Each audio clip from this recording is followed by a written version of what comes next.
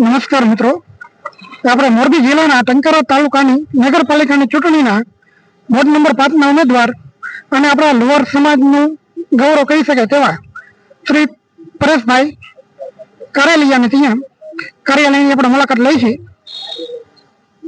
જ્યાં આપણે પંકજભાઈ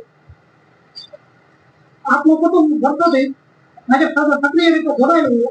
આપના ફાધર પણ બીજેપીના એક કાર્યકર્તા તરીકે સેવા આપી ગયા છે. ત્યારે આ ચૂંટણીની અંદર તમે દાવાદારીમાં ઉભા રહીને ઉમેદવાર તરીકે પસંદગી થઈ હોય વોર્ડ નંબર 5 ટંકારામાં, તો તમે જવાબે ચૂંટણીને જીતીને ફોટો પ્રાથમિકતા કઈ વસ્તુ નથી?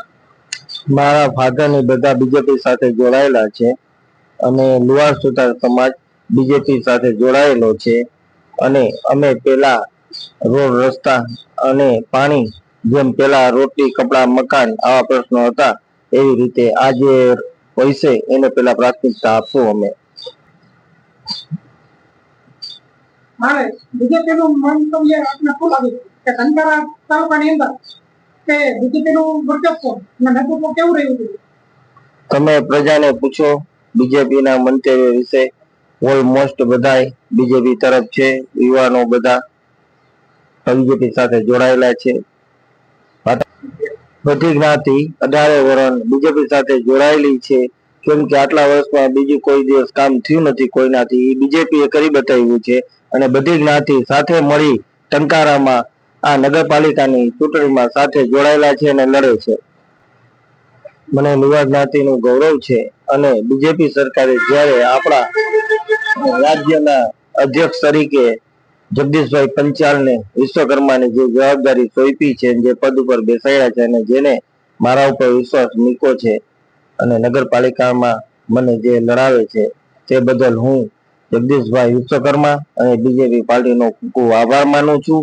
અને ટંકારાના અમારા પૂર્વ સાંસદ મોહનભાઈ કુંડારિયા તેમજ દુલભજીભાઈ દેથારા ધારાસભ્ય દુલભજીભાઈ દેથરિયા અને મગનભાઈ વડાવિયા, એ બધાનો હું ખૂબ ખૂબ આભાર માનું છું જે મને આ તક આપી છે તે બદલ.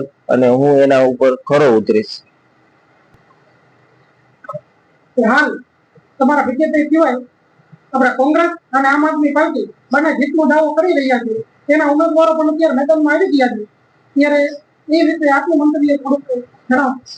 કોંગ્રેસના લોકોને કોઈ ઓળખતું નથી, કયા ઉમેદવાર ઉતાર્યા છે એનું ક્યાંય દેખાતું નથી. જ્યાં જાવ ત્યાં યુવાનોમાં મહિલાઓમાં બીજેપી સિવાય બીજી કોઈ વાત નથી.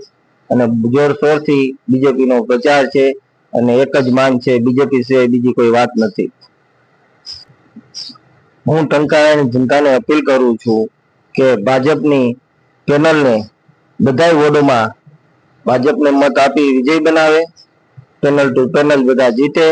ભાજપને નગરપાલિકા બની રહી છે એનો અમને પૂરેપૂરો વિશ્વાસ છે.